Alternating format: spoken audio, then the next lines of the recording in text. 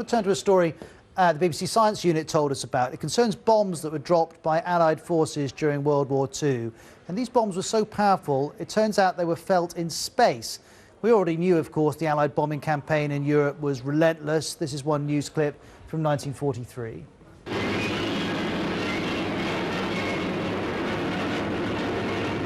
If anyone held any doubts as to what the Allied air offensive is doing to the enemy across the Channel, these pictures surely supply the answer.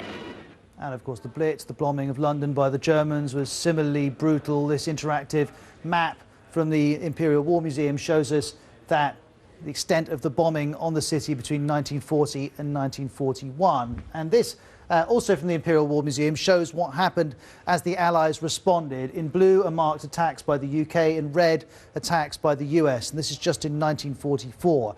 Well, this new research done here in the UK, you can find it online if you'd like to read it all, found that Allied bombs were so large, so powerful, they weakened the Earth's upper atmosphere. Laura Foster's been telling me more. They were absolutely astonished by what they found. The thing with the history, everyone knows about the destruction that was caused in Europe by the Allied air raids, but they weren't expecting that the shock waves were so strong that not only would they travel from mainland Europe over to the UK, but also that they'd go up 1,000 kilometres in the air, 621 miles, and be experienced right at the edge of space.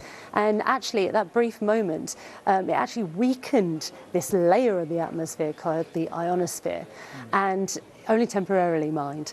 And that was something they never thought that they would find. When you say it was weakened, what does that actually mean?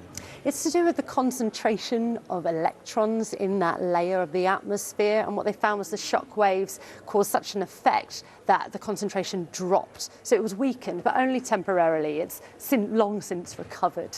But it's interesting that such effects here on the ground on Earth can have such an effect right at the edge of our atmosphere, where it meets space. So as such, have we learned not just about the power of these bombs, but also what's happening on the edge of our atmosphere? Yeah, it's a wonderful mix of history and science going forward. So what they're now going to look at is more about volcanoes, when they erupt, lightning strikes, earthquakes, how those kind of forces can disrupt the ionosphere. And you might be thinking, why should I care about this ionosphere? Well, actually, it's home to so much technology that we rely upon. GPS satellites, it's vital for radio communications, forecasting the weather and such. When things disrupt it, that can disrupt the technology that we're coming to rely on more and more. So it's important to find out more about how things on Earth can affect that and in turn affect our lives. Because presumably there have been many hundreds of moments when something strong enough to be felt that far away have happened, because these are just a few bombs, but there have been many other bombs in the past. Yes, but the ones used in the Second World War were particularly strong, particularly the ones used by the Allied forces, and that's why they focused on this data, because it's something that can't really be reproduced at any given point. But no doubt there will have been other similar experiences, maybe not to the same degree, but I'm sure that's something that the scientists from the University of Reading are going to be perusing through all this data for.